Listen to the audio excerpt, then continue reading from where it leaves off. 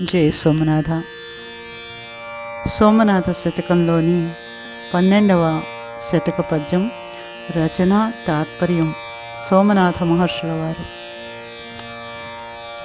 ఇహముగనుగొన్న దేహముండనేలా, ఇహముగనుగొన్న దేహముండనేలా, పరముగనుగొన్న ప్రకృతులు ఏలా, పరముగనుగొన్న ప్రకృతులు ఏలా, ఘటముగనుగొన్న గ్రహములన్నేలా, ఘటముగనుగొన్న గ్రహములన్నేలా,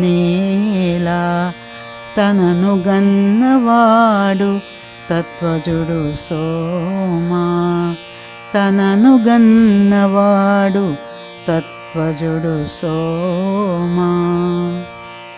తాత్పర్యం: ఓ సోమ, సృష్టి రహస్యమైన యోగ సారమును, యోగశక్తి వలన కలిగే ఈ ప్రపంచమును, అందులో జన్మించిన మానవ జన్మ రహస్యమును, జన్మకు సంబంధించిన దేహమును ఇలా పూర్ణంగా తెలుసుకున్నప్పుడు ఈ లోకంలో నీకు దేహమున్నను లేకున్నను, దేహాన్ని ఆవరించి ఉండు మోహం ఉన్నను లేకున్నను, దేహంతో పాటు నశించే సంకల్పములు ఉన్నను లేకున్నను ఒకే తత్వంగా భావించగలవు.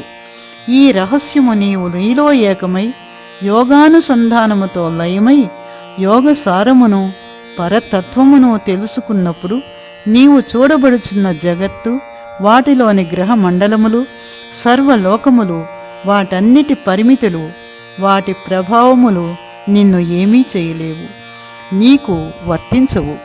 అప్పుడు నీవే అన్నింటి తత్వమై ఉండగలవు, అతీతుడవై ముక్తుడు కాగలవు.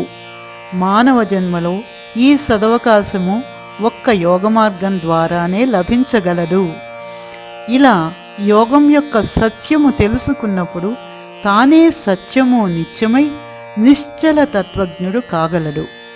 ఈ తత్వానికంటే మించిన ఆత్మదర్శనం, ముక్తి, మోక్షం, జన్మరాహిత్యమను పదములు లేనే లేవు. అన్నింటికీ మించిన స్థాయి ఈ యోగ మార్గమే అని గ్రహించాలి. జై సోమనాథ.